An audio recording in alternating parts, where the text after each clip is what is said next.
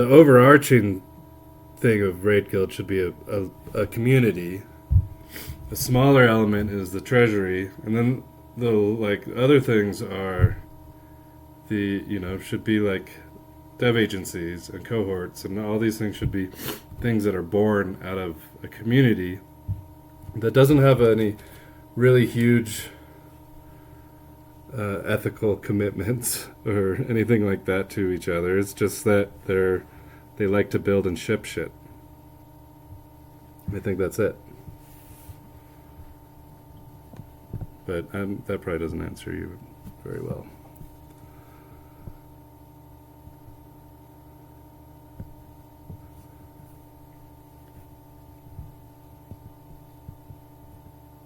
Okay.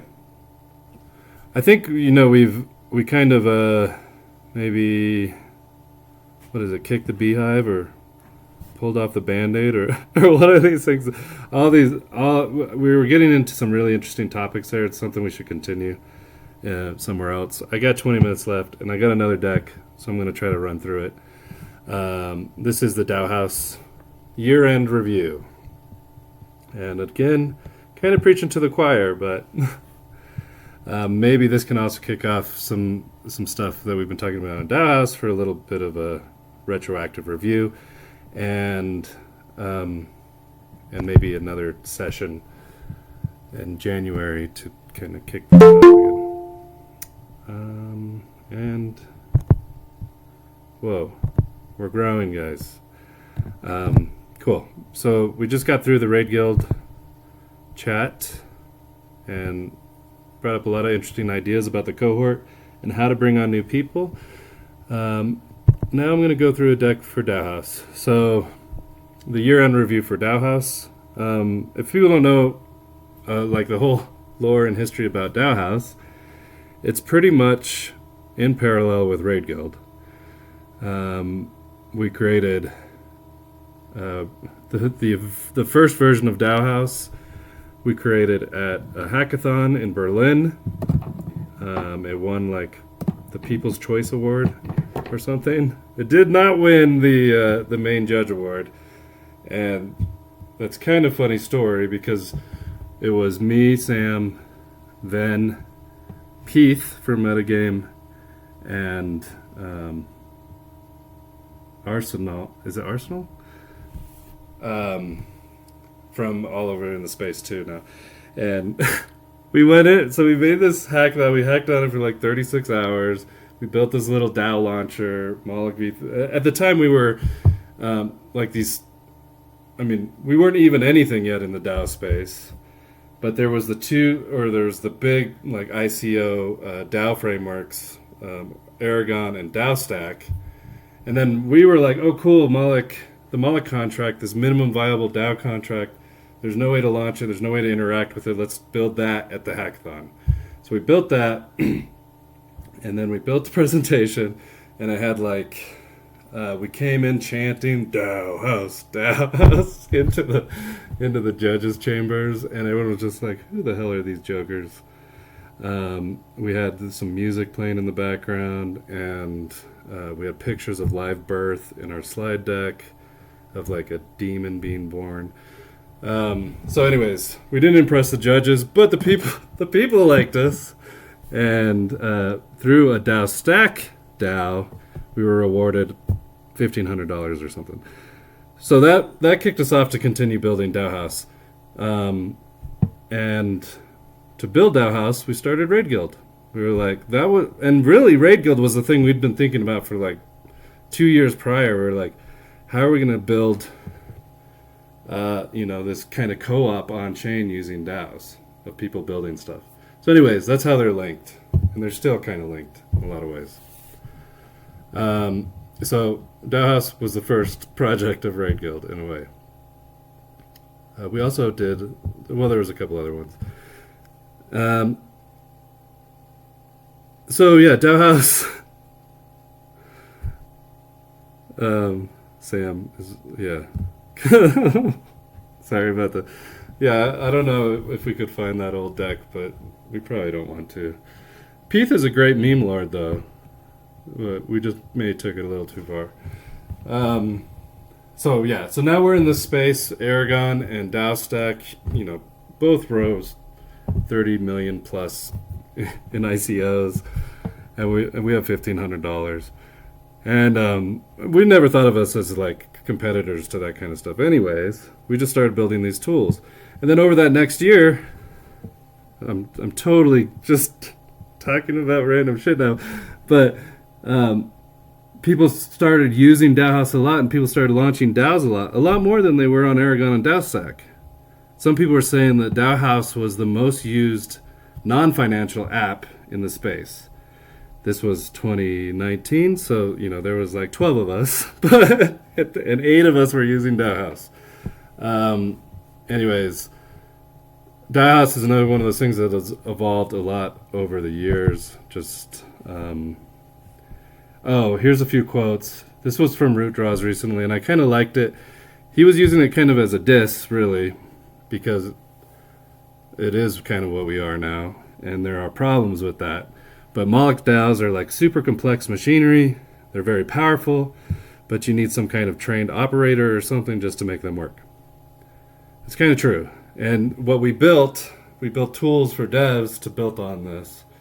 And, it's been 2 years since V3, so we're rethinking some of those assumptions, but it is true.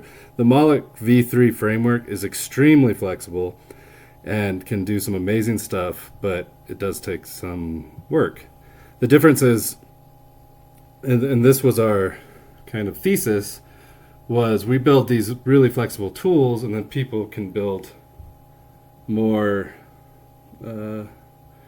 like experience-focused apps.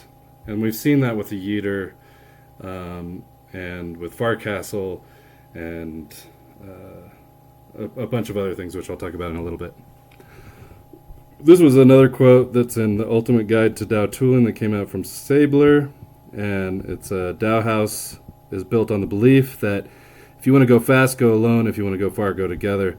This ethos drives its community-centered approach. DAOhaus supports those willing to experiment and iterate, fostering open collaboration to discover new solutions in a vast and evolving DAO design space. So AI helped me write that quote. We have only just scratched the surface of possibilities. Okay, so this is a year-end review. I'm going to try to burn through this now.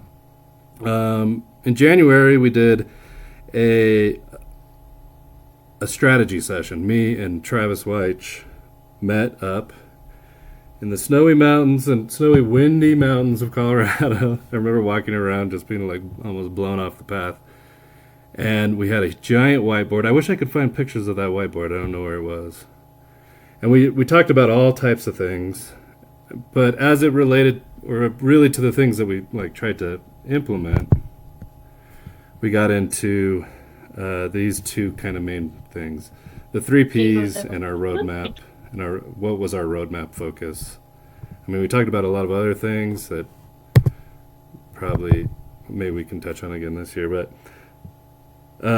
sorry to interrupt. Yeah. Deacon, can you share screen if you think you are doing it? I'm not sharing? No. Oh, jeez. Have I been sharing this whole time?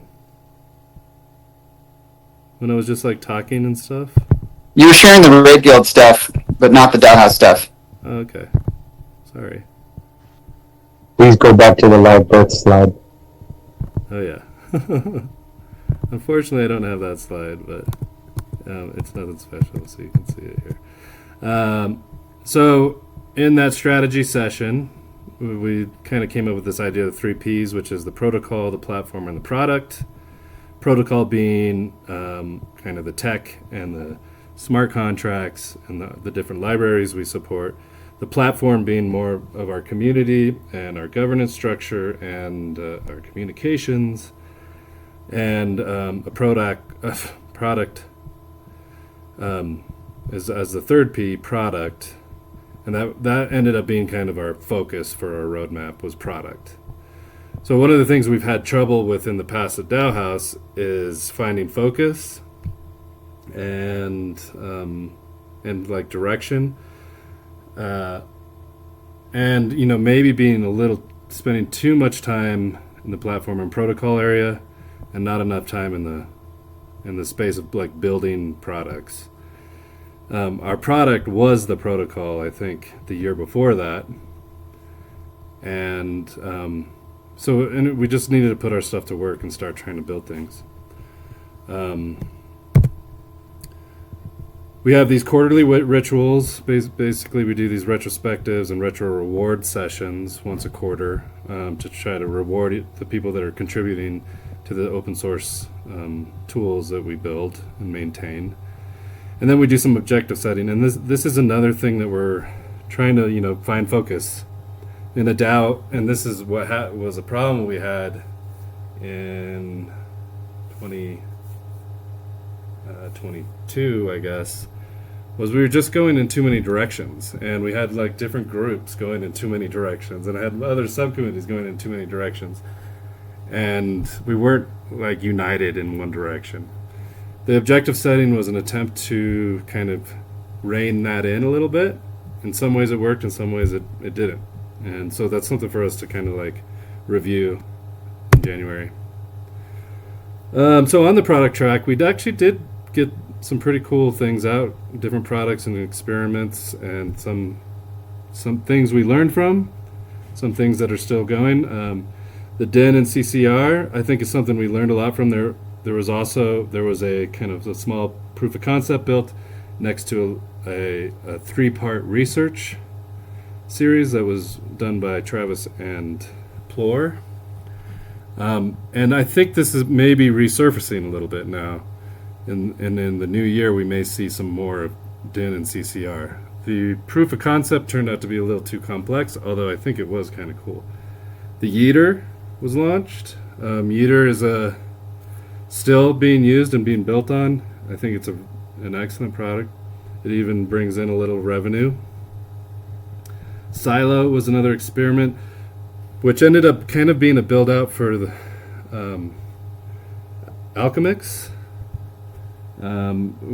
We had some really big ideas at first, and sometimes it just takes like getting something out there and then realizing that maybe it's not going to work as well as we hoped. We learned a lot from that. The Alchemix team ended up making 100 ETH plus off of using the Silo tool, and we ended up, or the Silo team ended up refunding most of the money that was granted to him from DAOhaus as well. Maybe all of it even, because they were paid from Alchemix. Farcastle is a newer initiative, but super cool. It's cool to see where that's going. Basically a new interface, new idea on how to interact with DAOs through social media, like decentralized social media, like Farcaster. And I'm probably not the best person to explain it, but maybe the Travis, or maybe E2T and Sam will do a talk later. Occultus Machina, I just thought that sounded cool. It means hidden machine, or Occultus Machina, invisible machine.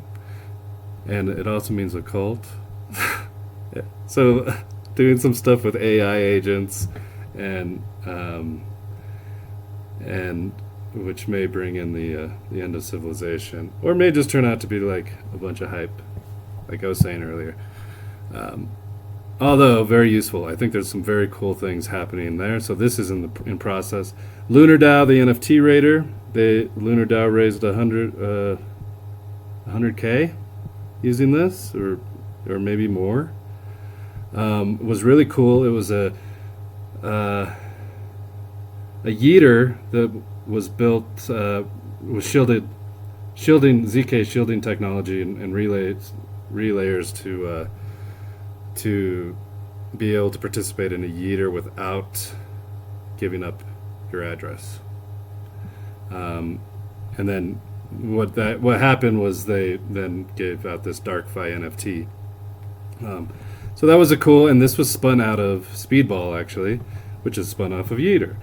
Speedball, Spaceball, Slowball, all the different forks is basically a new way to do fair token launches with a pre-sale and some people may call that a meme token, but these are special because they're DAOs, and they try to not rug and be about, well, not be about anything, but they have some cool mechanics. Auction House, another thing that's spun up to maybe participate in the Nouns ecosystem, building off of the tech that was built in Speedball and Eater, Lunar DAO, all these things, you know, they're just like all of the tech. All this stuff is just like continued building on different tech, new factories and new patterns of smart contracts and DAO mechanic experiments. And DAOhaus, this was just released, so you could actually go check it out now. It's ask.house. It's in kind of a beta testing phase, multi-choice kind of proposals, which the back end of that is called STEM, which we helped develop. It's super cool, flexible framework for doing all different kinds of proposals, not just yes/no voting, which is kind of what's the Moloch standard. We've set up some budget streams. Another thing that we've had troubles with in the past is like budgeting in a DAO. That's kind of hard, and especially, you know, with the single treasury and consensus voting. So these streams, it actually allowed us to kind of rein in the platform and protocol tracks that were much more important in previous years, but now we wanted to focus on building products. And so, you know, we were able to get it down to like 1 ETH for a month, or 0.75 ETH per stream. And this is basically some people just taking out the trash, you know, but not blowing up the platform into, 80K a month kind of runway burn to post on Twitter. We did some Moloch V3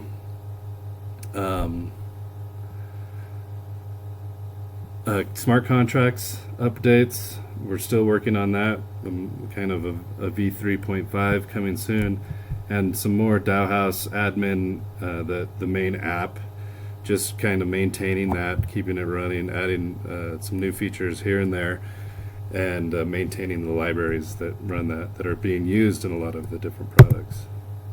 Events, you know, we're part of the Raid Guild Cohort 7, the DAOcember DAO last year, MCon this year, and then we have a weekly meeting every single week. You get to mainly hear me talk, but we jam on some really good stuff, and we keep each other updated. So I guess we've had 50 plus of those this year.